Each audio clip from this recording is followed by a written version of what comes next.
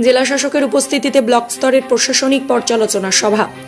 জেলার প্রতিটি ব্লকে ব্লকে অনুষ্ঠিত হচ্ছে ব্লক স্তরের প্রশাসনিক পর্যালোচনা সভা তথা রিভিউ মিটিং, যেখানে স্বয়ং জেলা শাসক উপস্থিত থাকছেন।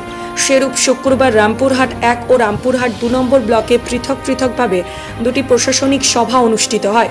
উপস্থিত ছিলেন বীরভূম জেলা শাসক বিধান রায়, জেলা পরিষদের সভাধিপতি ফাইজুল হক ওরফে কাজল শেখ, অতিরিক্ত জেলা শাসক প্রমুখ।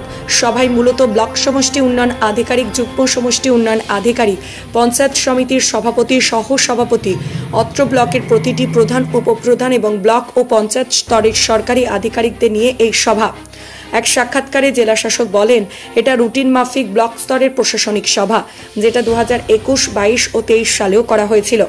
গত লোকসভা নির্বাচনের পরিপ্রেক্ষিতে পরিষেবা প্রদান সংক্রান্ত কাজের গতি ধীর হয়েছে, সেটাকে ত্বরান্বিত করা, ST SC সার্টিফিকেট, শিক্ষাশ্রী সহ বিভিন্ন ধরনের পরিষেবা বিষয়ক আলোচনা করা হয়।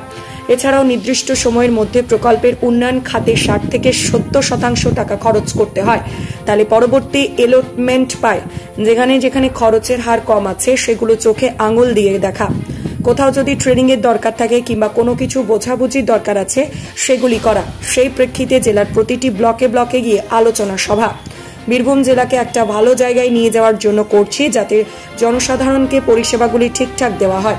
বীরভূম থেকে শেখ রিয়াজউদ্দিনের রিপোর্ট, নিউজ আড্ডা 20।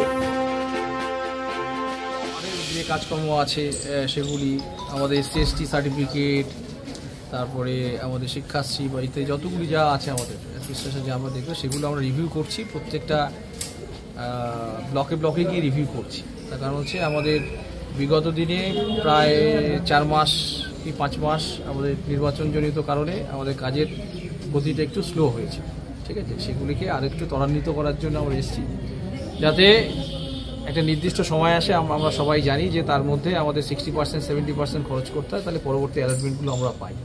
যেখানে যেখানে একদম কম আছে সেগুলো একদম চোখে আঙুল দিয়ে দেখা। কোথাও যদি কোনো ট্রেনিংয়ের দরকার থাকে সেগুলি করা, কোথাও যদি বোঝাবুঝির অভাব থাকে সেগুলি করা।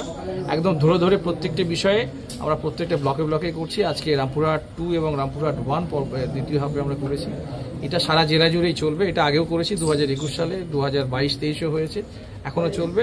এবং বীরভূমকে একটা ভালো জায়গায় নিয়ে যাওয়ার জন্য আমরা করছি, যাতে এই জনসাধারণের কাজগুলি আমরা ঠিকমতো পরিষেবাগুলো দিতে পারি।